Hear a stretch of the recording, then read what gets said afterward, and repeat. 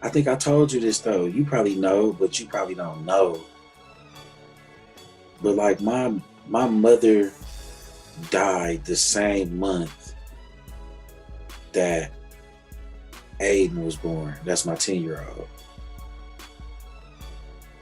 And so shit, to a point, shit, I've been winging it ever since. You know what I'm saying? Like for a black father that that hasn't had his mother since he was like 25, 26.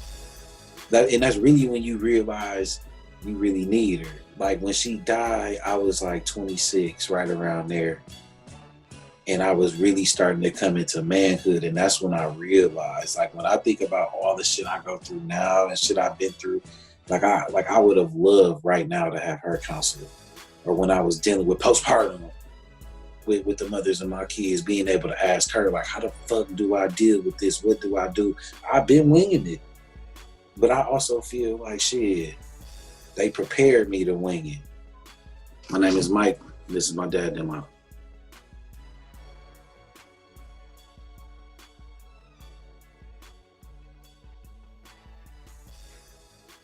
I think the one thing that what I can do to be a better father is really just being there more. I think that's my main thing is like, just more time. I have a I'm really good with my daughters as far as communicating and them being able to come talk to me and chop it up. I feel really good about that. But I feel like my daughters, because I work so hard doing what I'm doing, I'm trying to make a better life for them.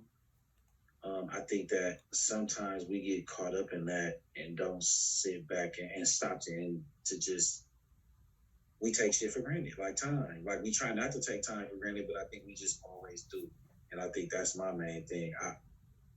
I want my kids to just experience more. Man, you know,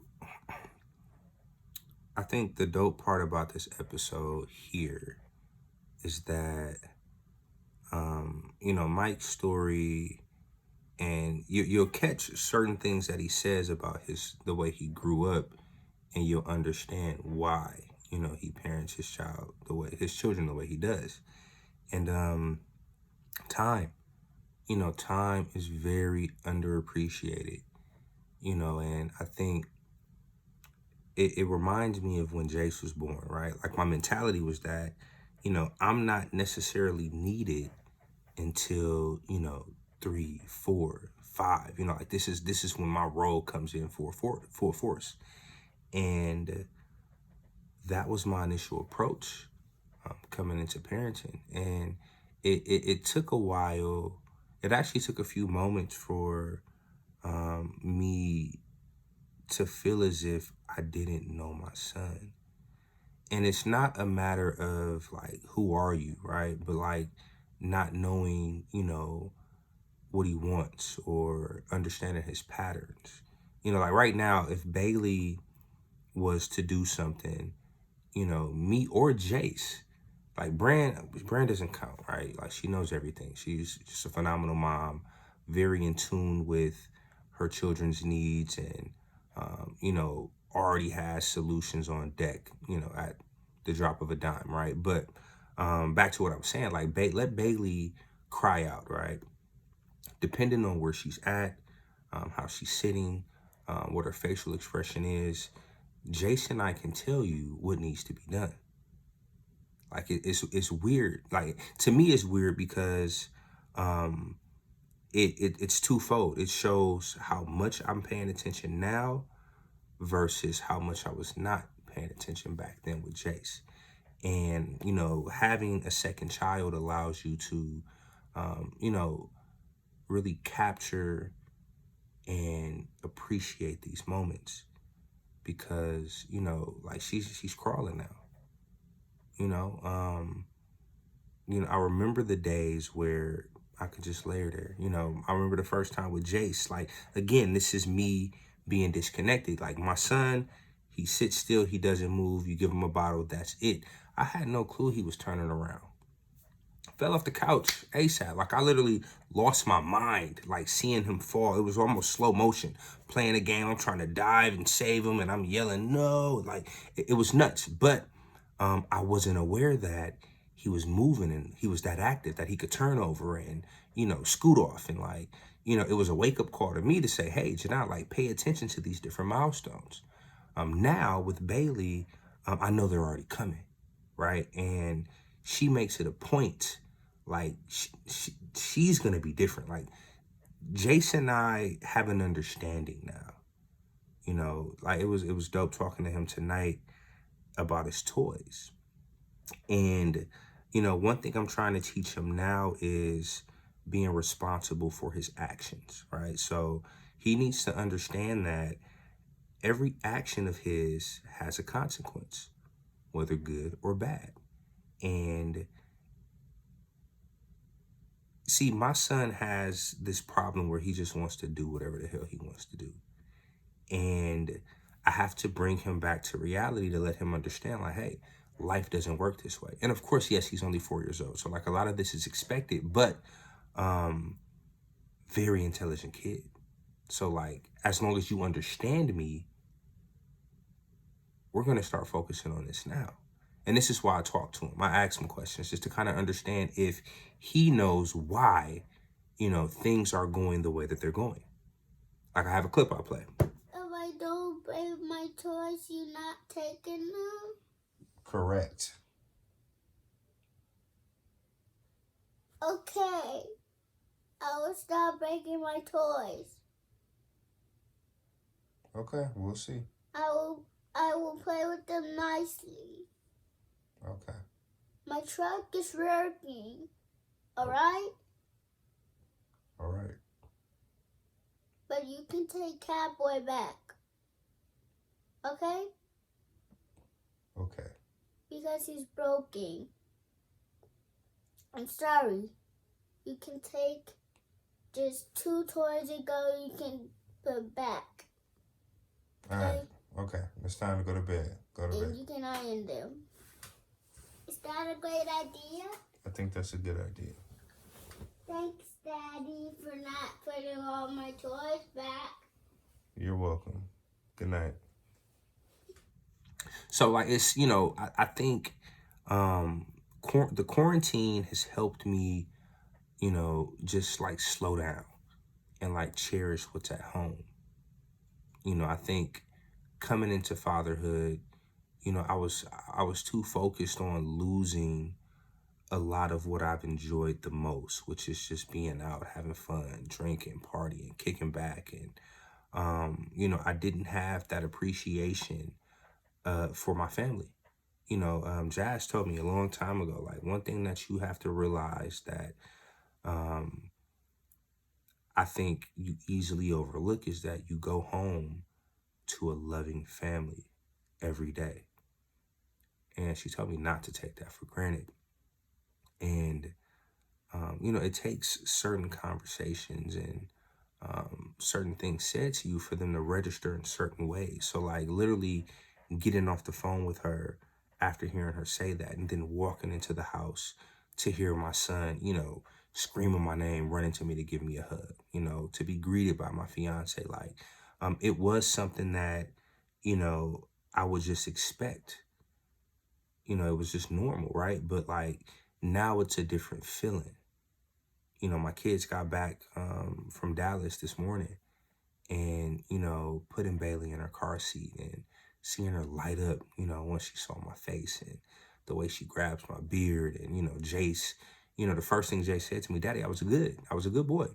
Cause it's like, I know how he is when he's not in my presence. It's a little bit different. He understands what the playing field is like now. He could do a little bit more and maybe get away with a little bit more when dad is not there. But he wanted to make it known that he was doing what he was supposed to do.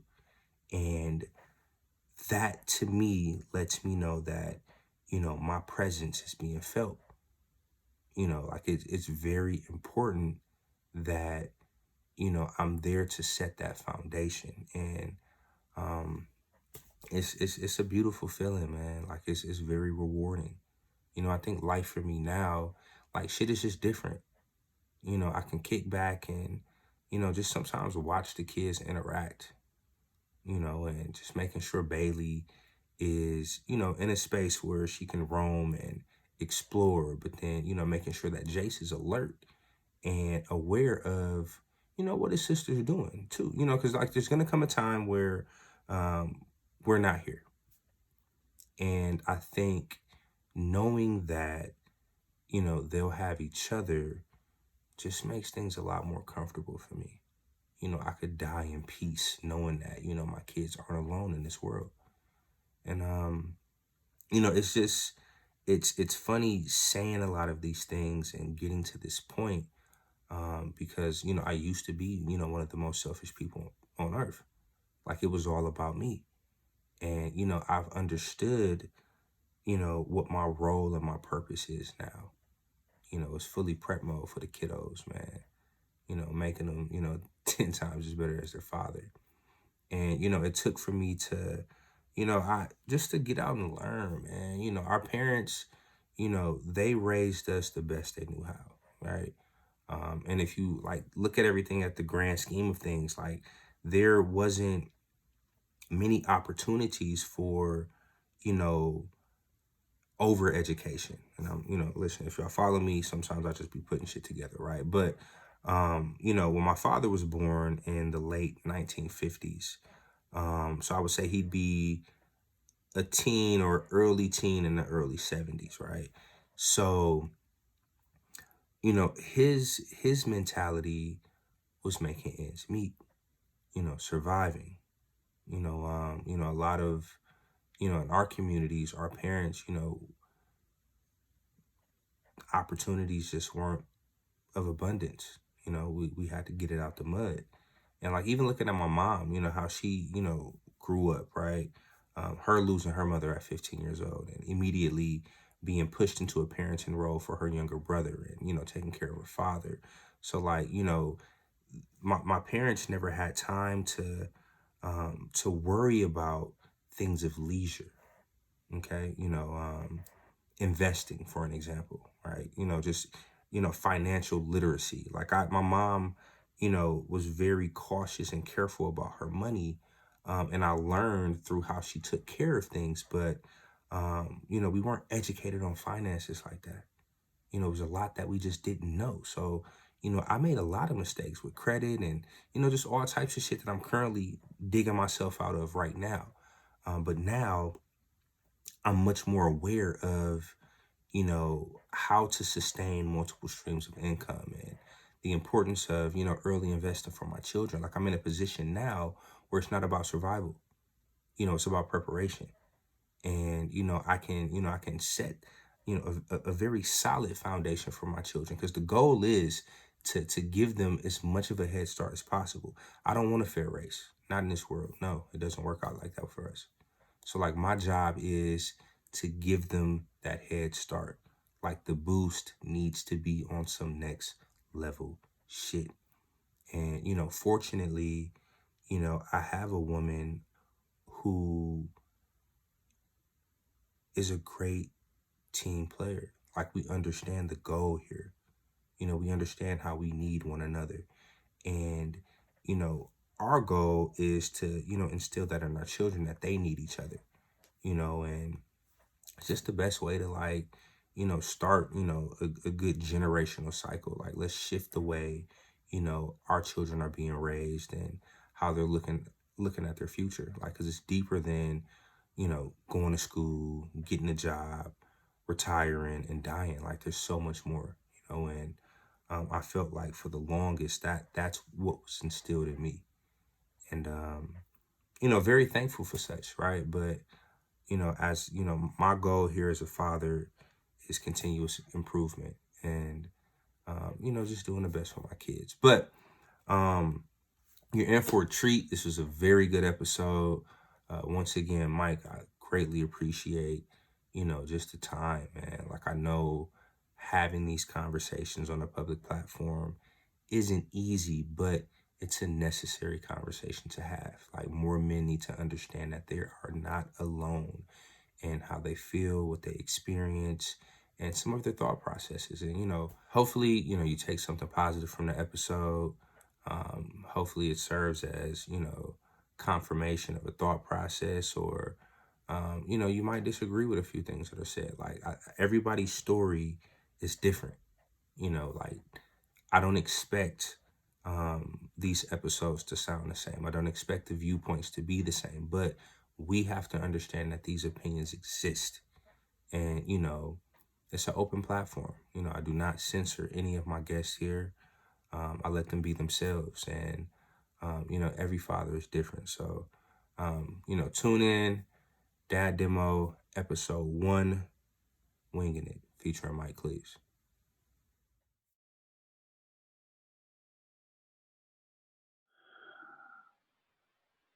Sure.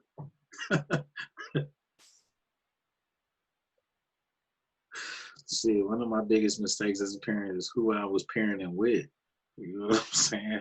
I mean, I think that's where it starts. If I'm gonna just be all the way honest with you, I think that's always everybody's biggest mistake. It ain't just me. It's a lot of people. It's who you're parenting with and for what reason. You know what I mean? So it starts right there. You know what I mean? And it just trickles after that. But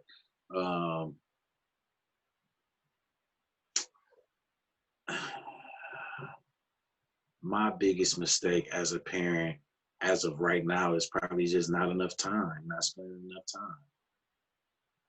Because I do know that we only live once, and I do know, and I don't try to take it for granted, and I still end up taking it for granted. You know what I mean? That's probably my biggest mistake is just not spending enough time. I need to be there more than I already am, and I'm there now, but I just want to be there more. My biggest that's my biggest mistake is with my firstborn. Like, if I'm talking mistakes, like, my biggest mistake is I'm not there as much as I want to be there with my oldest, because me and her mother didn't work out, and it's just a bunch of stuff that happens, that just life, and you have a family, another family, and because she doesn't live with me, my youngest two live with me. My youngest two live with me, so it's different. If I could do anything over, it would be I would be there more for my oldest, and I'm trying to get that back. And you can't get it back.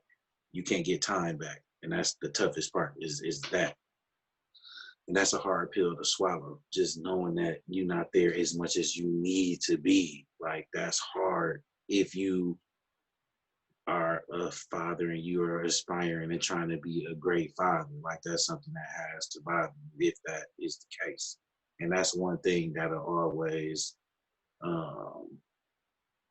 that's one thing that'll haunt me. My other mistakes is just I can't control. The other mistakes I can't control. They're not mistakes. I just wish that my youngest two had a relationship with my mother that's not here. You know what I mean? But it's like not a mistake. I can't control that. You know what I mean? A lot of the things that I'm not in control of. But time is really the main one. Like, I don't. I'm not gonna say I don't make many mistakes, because I do. But my foundation, I try to make sure that that's strong. I try to make sure I take care of the main things that I need to take care of as a father, as a Black father. But it definitely will be time. That's what I would say. Well, my pops he played a very big influence, as far as, because of him, one thing my kids will never see is a bunch of women. You know what I mean? My parents were married. My situation was a little different than most of the other kids that I grew up with, because both my parents were married until she passed. So I never saw other women. I never saw other men. I woke up and got to see my parents every day in the same household.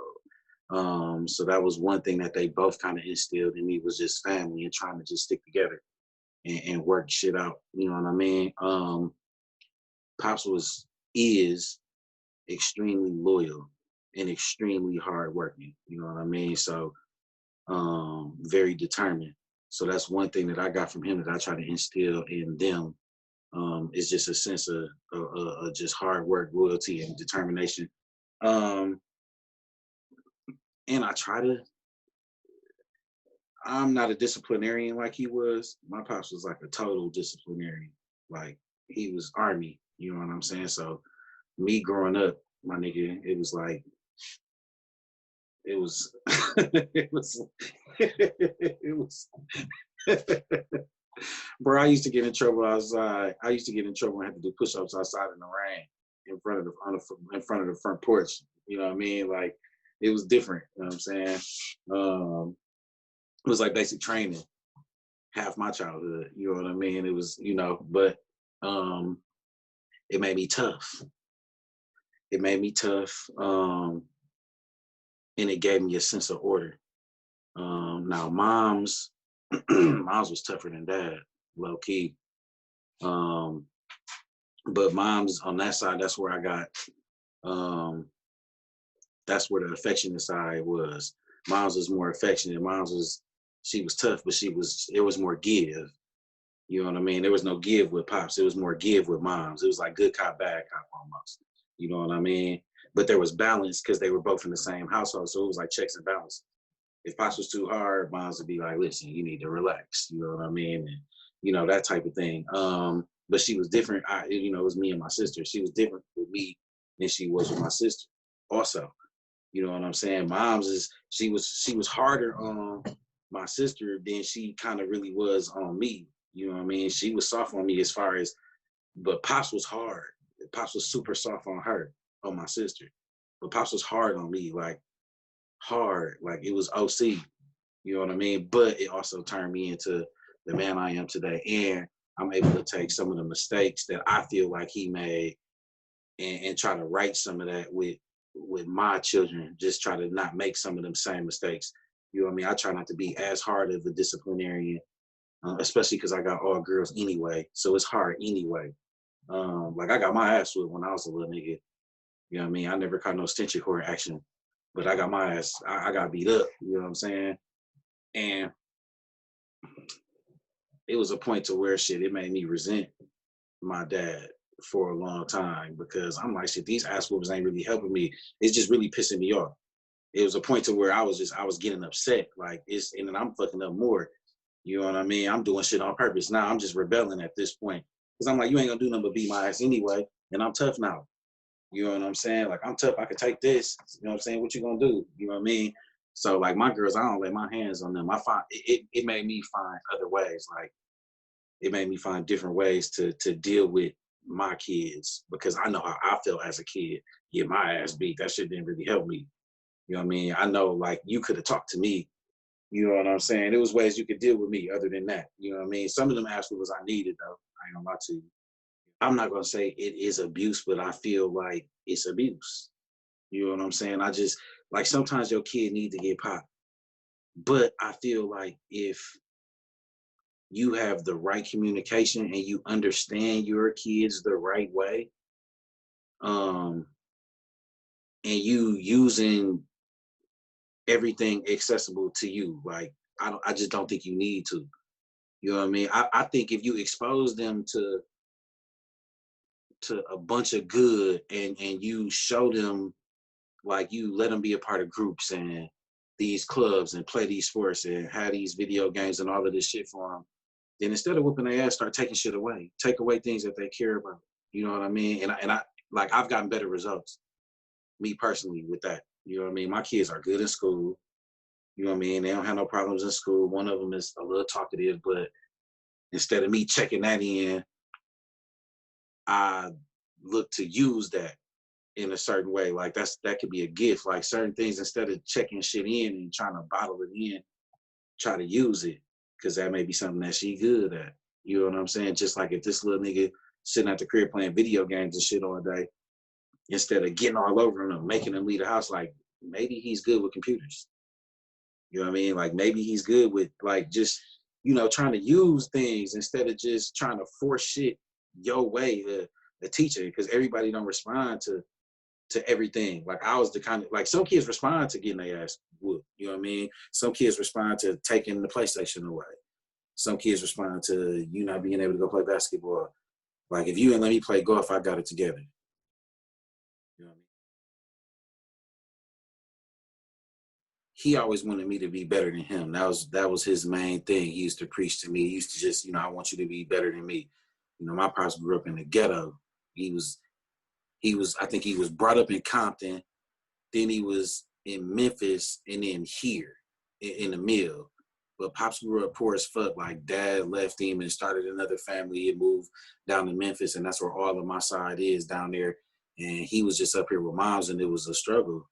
You know what I mean? Like a real struggle. Like I'd never seen the types of struggle he tells me about. Like he was, it was a time, like a lot of our parents back in the day, they weren't always sure where their next meal was coming from. You know what I'm saying? And I think his biggest fear was just me being in that same position that he was in when he was younger, or just him feeling like he fell with me.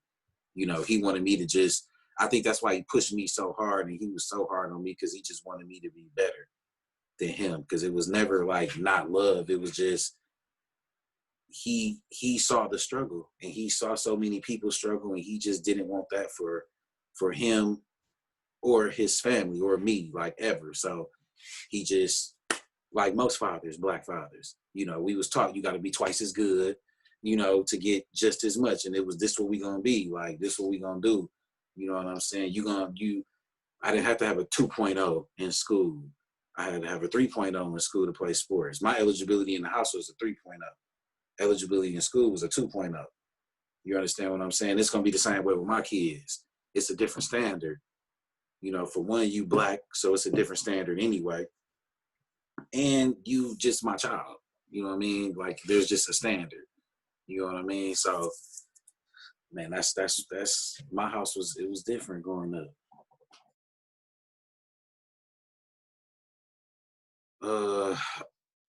Our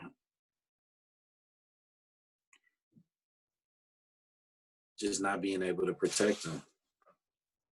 That's my biggest fear. I'm not worried about them. Their grades are good. They're good kids. They have great personalities. My biggest fear are the things that I can't control. You know what I mean? Like, I got my youngest daughter who has, and it's police. It's the things that I can't control. It's society. It's them just being able to live their life. You know what I mean? And like health. Like my one daughter, my youngest daughter, she is now down to, and that's funny because I just got this in the last week, but she's down to, like, I think 20% vision or 15% vision in her left eye. That's the bad eye. So, like, that's tough because as a father, you just can't control it. Like, there's nothing you can do to protect your kid from that. And that's my biggest fear, is just not being able to protect them as a father. You know what I mean? Like, God forbid, it's a lot of kids getting sexually assaulted, coming up missing, and sex rings and all of that shit. I mean, just, that's my biggest fear, is just them going outside and me going outside and them not being there. You know what I mean? Just not being able to protect them.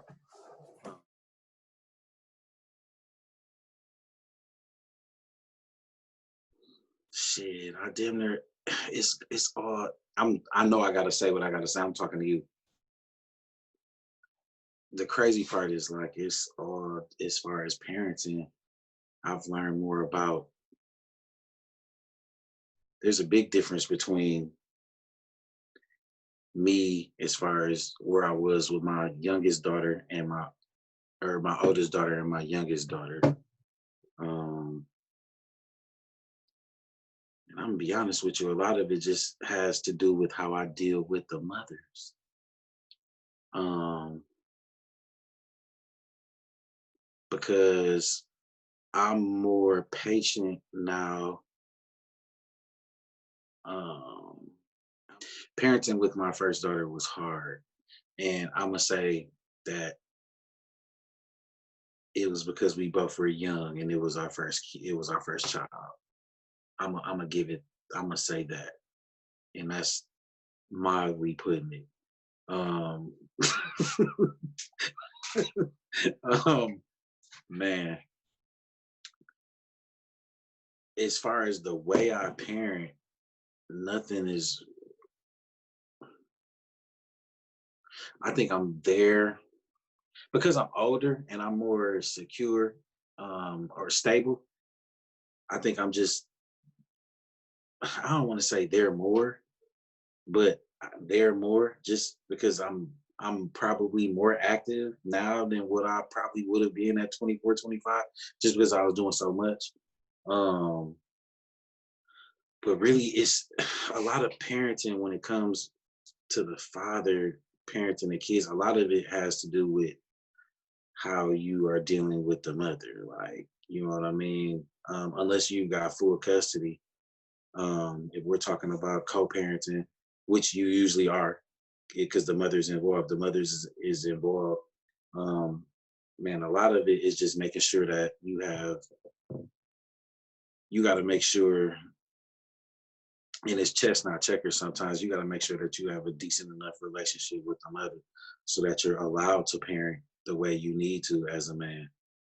Um, because the women are the gatekeepers at the end of the day, and it, you know, if they want to make it tough on you, they can. That's just what it is. So you need it's a balance. You gotta it's a balance with the child and the child's mother. Um, as far as the child though, um,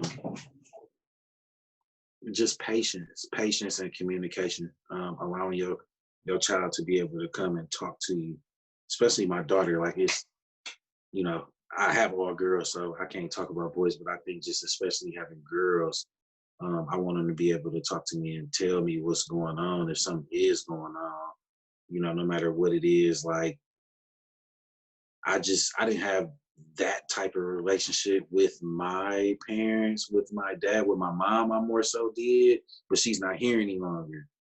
You know what I mean? With my father, I didn't have that. Like we was tight, but I couldn't talk to him about the shit that like I can allow my kids to talk to me. Like they feel more open talking to me, I'm sure, than I felt talking to my dad. So I just try to, for my kids, I just try to be open and just be there. You know what I mean? And they know that they're protected, and they know that their feelings are protected. You know what I mean? Um, but as far as difference, I think I parent the same. I think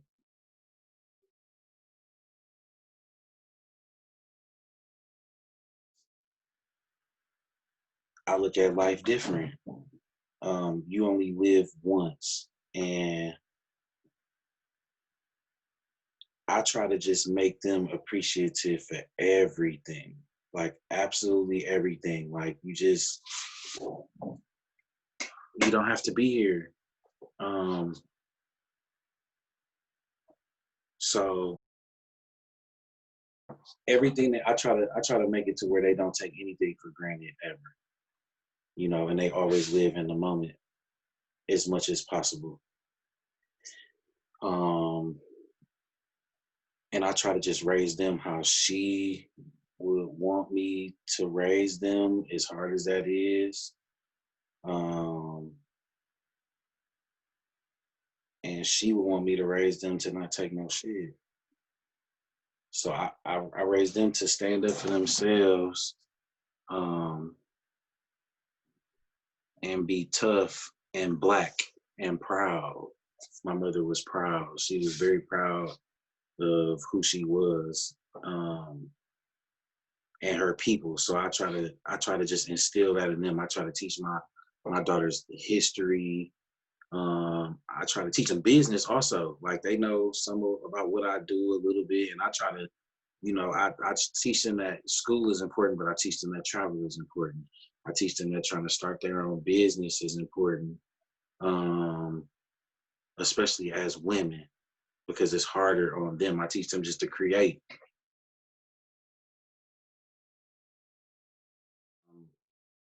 It's important to be assertive as the father. However, we can be assertive, but the woman is the gatekeeper. Like the mother is the gatekeeper. So no matter how assertive we are, she still has to let us. Just like being a man, like in the household, being like the leader. Like we still like you have to let us in order for us to really do it. We can't force it. Otherwise, it's gorilla pimping. Like I said, it's stomp down. You know what I'm saying? You gotta let me do me. Like, you know what I'm saying? Like you have to trust that I'm gonna be the father and then let me father. You know what I mean? It's crazy because like with my situation with my oldest, I did have people that didn't really know the situation that were like, well, why didn't you try harder? And you got people. It's funny because you hear situations about parenting and the father didn't do this or somebody didn't do this, and you see people say, well, if you're the dad, there's just no excuse. You just have to make it happen, and that's what it is. I mean, and that's cool, but when you go on, when you go into daycares and you know the mother calls the police on you because you're trying to pick up your child, or you know what I mean, you telling the mother don't get their ears pierced, but shit, the mother just goes and does what she wants to do, or you know what I mean. It's hard. As the father because we don't have any control as far as the system. We don't have no control because all the mother has to do is go and she put you on child support. You fucked.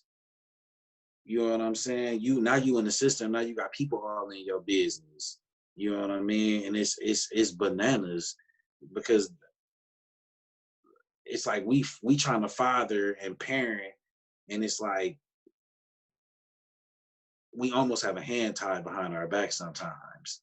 You know what I mean? That's how you feel because sometimes you just feel powerless. Sometimes you feel powerless. Like you can only be so assertive as a man without being, I don't know, abusive. Like, what are we supposed to do? Am I supposed to just snatch my kid and kidnap her? Because if I do that now, you know, it's like we we need to be the father and we need to be the man, but on the other end, it's like they're able to the mother, if they do get upset, they're able to, just like slap us on child support, or they're able to call the police, or it's just so hard. Like it's tough. So I've been through 3 pregnancies. I was there through all of my children, the 9 months leading up to their births, and I was there for the postpartum. Both of the the children's mothers definitely experienced postpartum, and it's tough. It definitely makes or breaks the relationship. I think because a lot of it is all about communication. A lot of times she going through it and she don't even realize she going through it. You know what I mean? And then usually the male realizes that she's going through it because he's been taught about it. He's been educated on it, and he sees it usually before she does. And a lot of times the relationship, if it's not going to last, is going to be right after the baby's born, within that first like 6 months to a year. And it's very tough. It's tough on the father because you battling with her, you battling with her emotions, and then you also are trying to be a good father. Like you trying to be a parent, and no matter what she does or says, you still, at the end of the day, it's not even about her, it's about the baby. So she going through all of this stuff, and also it's your first time going through it with a woman, so you don't really know as a man like how to handle it. And she not telling you how to handle it because half the time she don't even know she going through it. So it's like, how can she tell you how to handle something that she doesn't even realize she's going through? You know what I mean? How many women have kids and go to therapy right after? You know what I'm saying? That's really what's needed. Like, how do you get past postpartum without going through therapy? Postpartum is depression. So how are all these women having babies and getting past postpartum? Like, I mean, you just dealing with that, and the father's there. Like, we live together. So it wasn't like I just was going home and going to another house. Like, no, she was stressing and going through body changes and all of this shit, having a baby and her life changed. And when they go through stuff like that, they don't realize that you're going through shit too. Because as a man, my life changes. You know, my lifestyle changes. The more kids you have, if you're being a good father, the more your lifestyle changes. You know, so I would think, like, if you out all night or you in the streets or whatever you doing, your kids get born, your lifestyle changes. You know what I mean? Your friends, who you dealing with, like if you're trying to be there for your kids, you have to change as a man and as a father. You have to. You know what I mean? And so she going through that and she don't realize the changes that you're going through also. And so it's tough on everybody. And that's why a lot of times the relationship, they don't make it, but it goes a lot deeper than that because a lot of times they don't have parents. Like the woman that's going through the postpartum, like she may not have parents or the father. You know what I mean? That's why you need that family structure so that when she is going through this, she can go talk to her mother. You know what I'm saying? Or her father. You know what I'm saying? Daddy, how did you deal with my mama when she was going through postpartum?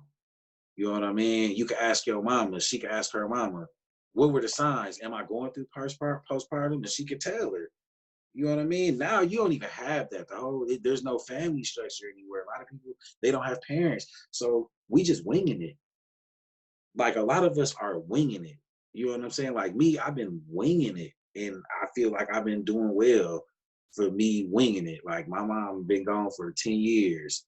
You know what I'm saying? And me and my dad were always cool, but our parenting style is different. So there are certain things I'm just not bringing past him. You know what I'm saying? Because I know it's shit that I'm just going to be doing different. You know what I mean? And and then you may be dealing with a one like the mother of my two children, my youngest. Um, her family dynamics was way different from mine. Her parents weren't married. Her father was around, but there was drugs. There were issues like that going on, and um, so it's just it changes the dynamics of how you trying to raise your child. You know what I mean? And you know, she can't go to her daddy and be like, "Oh well, how did you deal with mom with postpartum?" Because he wasn't even there to deal with it. You know what I'm saying? So it's like, but it's not her fault. So a lot of the things that she went through, in the beginning, when she had our first child, she was winging it. She didn't know. So it's like I can't even blame that on her. You know what I mean? I can't blame a lot of that shit on her. You know what I mean? It's communication. But y'all gotta communicate, and you gotta know when you're going through things like together as a couple. Like you have to communicate because if you do not have that, like y'all are not gonna make it anyway.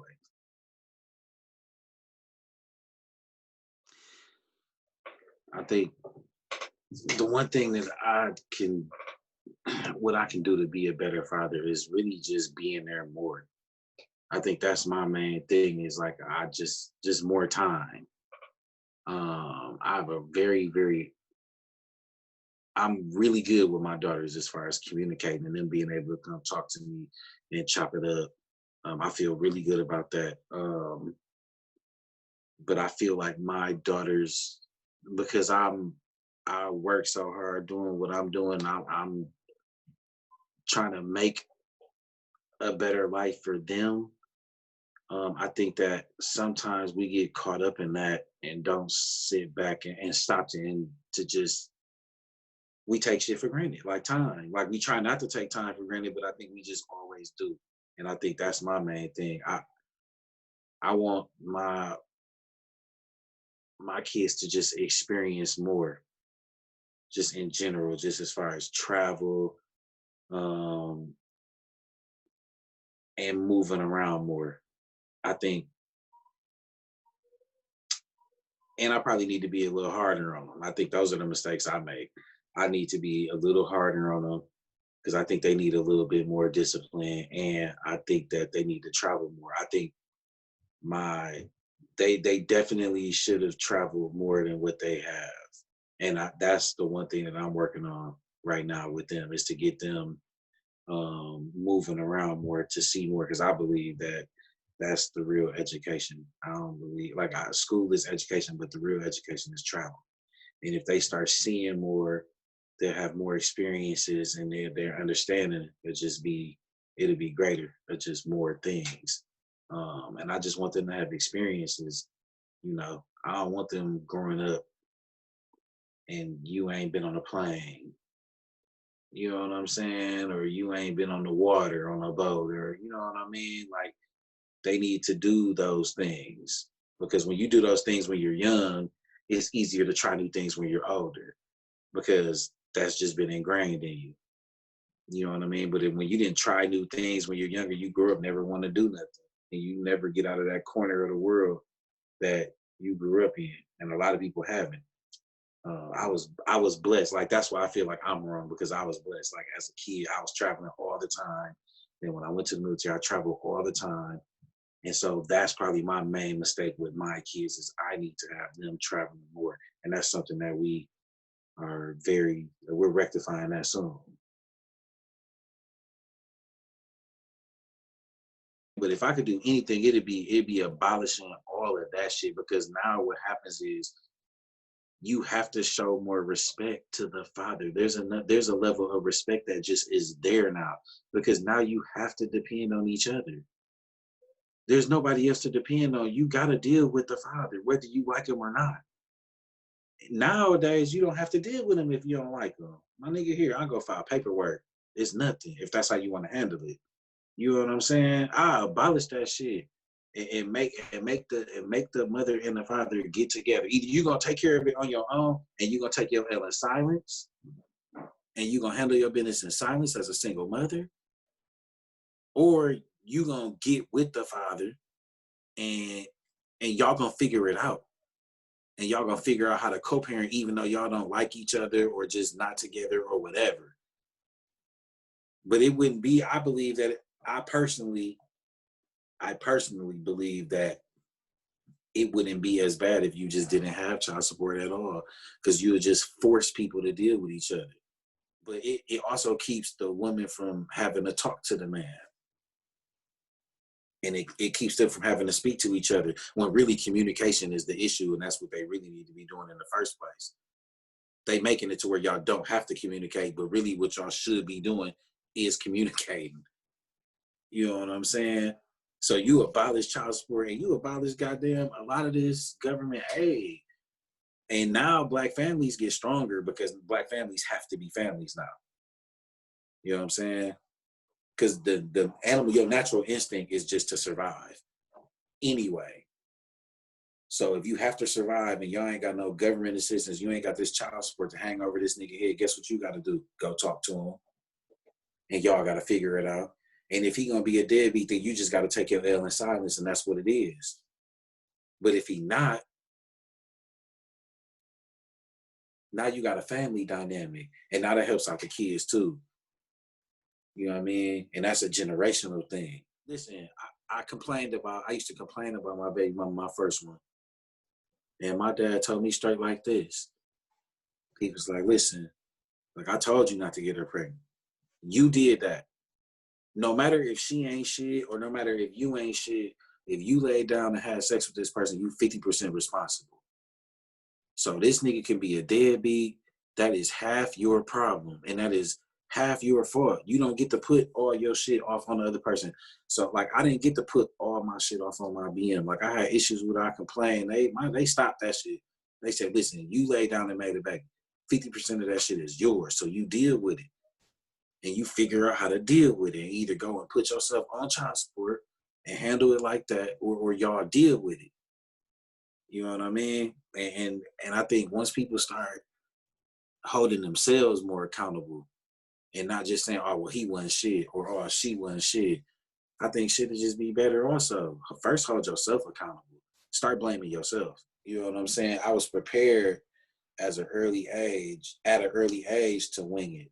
You know what I mean? And I feel like I was being prepared for this because shit, like I say, bro, shit, on my 18th birthday, I got a wheel. My mama gave me her wheel on my 18th birthday. It's like, listen, I'm deteriorating, I'm dying. Like this what it is. You know what I mean? She had a relationship with Sophia, which is why, not the only reason, but which is one of the reasons why she's so important to me. Like Sophia is more important to me than she ever realized. You know what I'm saying? But my other two daughters, my mother would never have a relationship with them. And my mother would have had a different relationship than my father would have anyway, just because she's more affectionate and more just, she did more shit with us. Like, not that Pops didn't, but he was always working. That nigga was on call, working 15 hours. He was, he was providing. Miles was handling the family shit. And that was cool. You know what I'm saying? And like now, I ain't had her since before my, she don't know none of my other two. So with these last two, especially, I just been doing the best I can. You know what I mean? And just trying to make decisions, hoping that they the best ones. You know what I mean? And that's what I've been doing. I try to just take everything that Mom's taught me, try to take everything that Pops taught me, and I just put that into them. And hopefully I'm making the right decision. And if I don't, but I got to live with it. Because you got to make a decision. You know what I'm saying? You got to do something. You know what I mean? And hopefully the mother lets me do that. You know what I'm saying? Because we got to worry about that too. Like, you know what I'm saying? We got to make the decision and hope that the mother lets us make the decision.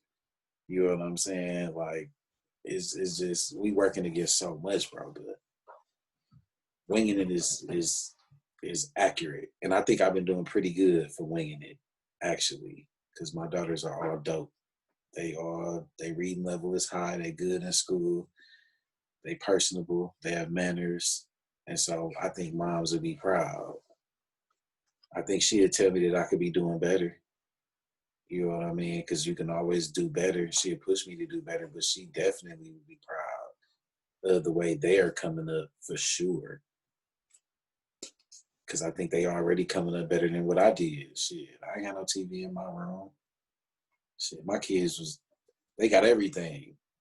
They got everything.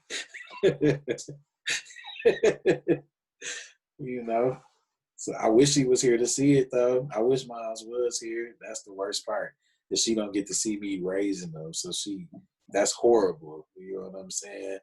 That's the toughest part, is she doesn't get to see them coming up, and how I took what I learned from her and put it into them.